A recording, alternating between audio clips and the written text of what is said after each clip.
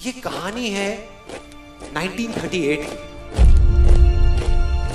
कैरली नाम के एक आदमी की, हंगेरियन आर्मी में, और वो उस कंट्री का बेस्ट पिस्टल शूटर था।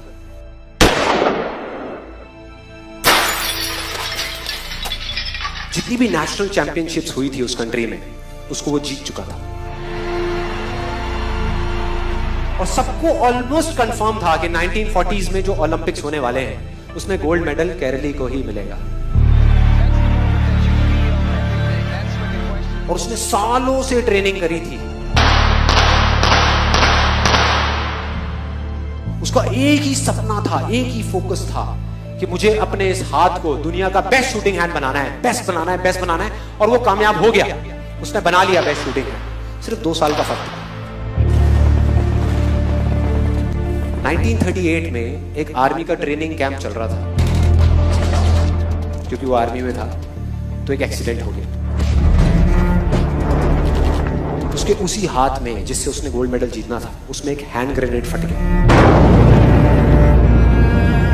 और वो हाथ चला गया। जो उसका सपना था, जो फोकस था, सब खत्म।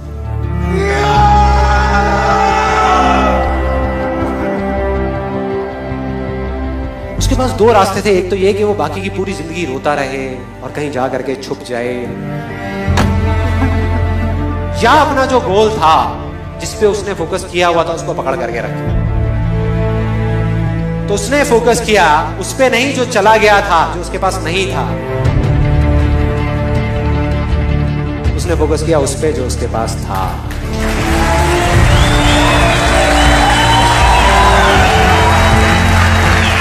जो उसके पास था। और क्या था उसके पास में? एक लेफ्ट हैंड, एक ऐसा हाथ जिससे वो लिख तक नहीं सकता था। 1 महीने तक उसका हॉस्पिटल में इलाज चला इस हाथ के लिए। और सही 1 महीने बाद अपनी ट्रेनिंग शुरू कर दी इस हाथ की।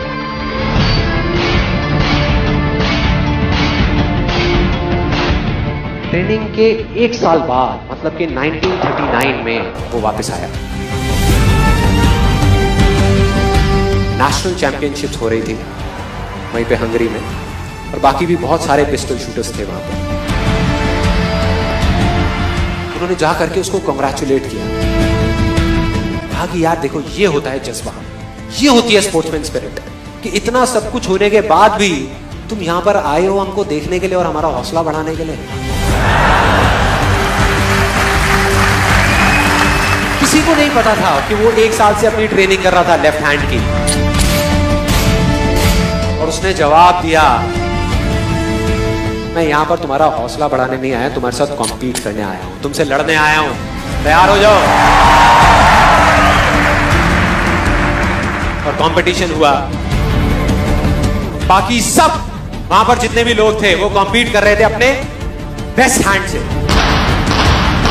ये कॉम्पीट कर रहा था अपने ओनली हैंड से,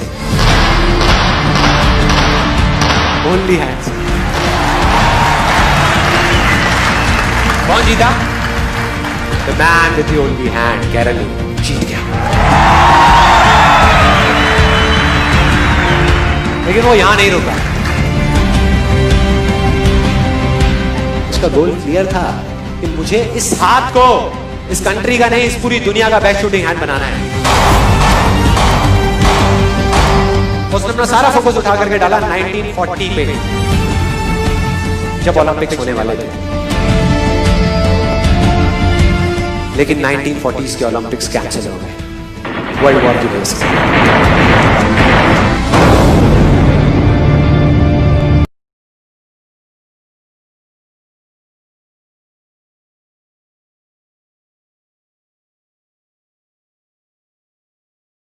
1944 में जो ओलंपिक्स होने वाले थे वो भी कैंसिल हो गए वर्ल्ड वॉर की वजह से। फिर से कैंसिल।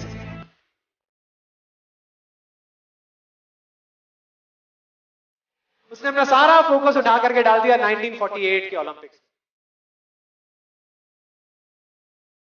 1938 में उसकी एज थी 28 साल, 1948 में उसकी एज हो चुकी थी 38 इयर्स।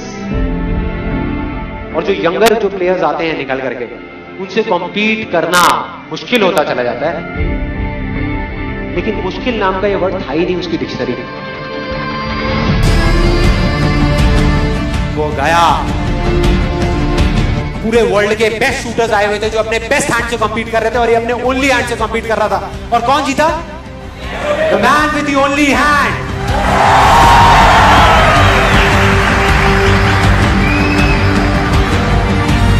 लेकिन वो तब भी नहीं रुका। 1952 ओलंपिक्स, दोबारा कॉम्पीट किया उसने, और इस बार गोल्ड मेडल कौन जीता? कैरल ली। 4 साल बाद दोबारा से, और पूरी की पूरी हिस्ट्री को बदल करके रख दिया ओलंपिक्स। इस पर्टिकुलर कंपटीशन में उससे पहले किसी भी एथलीट ने लगातार 2 गोल्ड मेडल्स नहीं जीते।